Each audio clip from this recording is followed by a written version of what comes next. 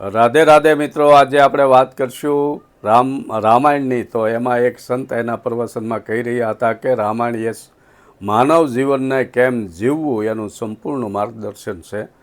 તો તેમાં તેઓ કહી રહ્યા હતા કે રાવણ જ્યારે સીતાજીનું હરણ કરીને અશોક વાટિકામાં સીતાજીને રાખે છે અને પછી આપણે બધા જાણીએ એમાં હનુમાનજી મહારાજ સીતાજીની શોધ કરીને લંકા બાળીને આવ્યા અને ભગવાને જે 18 પદમ રીંછના વાનરોની સેના એ 400 ગામના સમુદ્ર ઉપર જે રામ સેતુ બાંધ્યો અને લંકામાં પહોંચ્યા સુબેલની તળેટીમાં એહી બીધી જાય કૃપાનિધિ ઉતરે સાગર તીર જહત લાગે ખાન ફલો ભાલુ વિપુલ કપિબીર.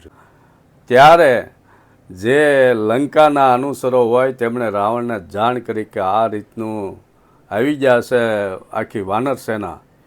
એટલે મંદોદરીને ખબર પડે છે અને મંદોદરી રાવણના પગ પકડી લે છે કે નાથ, એ કે આ તમે જે હરણ કરીને લાવ્યા એ સીતાને તમે પરત કરી દો રામને. એ જગત જનની છે અને ભગવાન રામ એ પરમ પિતા પરમાત્મા છે. જો તમારું અવિચળ રાજ્ય રાખવું હોય અને બધાને સુખી રાખવા હોય તો તમે જે આ પગલું ભર્યું છે એ સીતાજીને પરત કરી દો. પણ રાવણ તો એના મદમાં ખડખડાટ હસી રાજસભામાં જાય છે. ત્યાં તેમને માલ્યવાન સમજાવે છે. માલ્યવાન ઘણું બધું સમજાવે છે અને ત્યારબાદ વિભીષણ સમજાવે છે. પણ રાવણ તો માનતો નથી. જहाँ સુમતિ વहाँ સંપત્તિ નાના, જहाँ કુમતિ વहाँ વિપત્તિ નિદાના.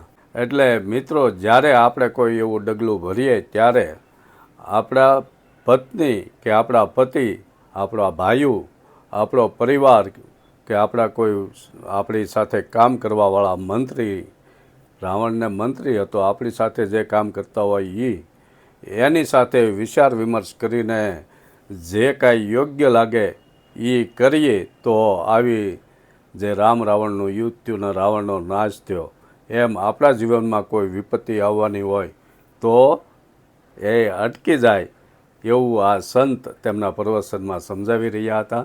આવીને આવી વાતો લઈને ફરી મળીશું. રાધે રાધે.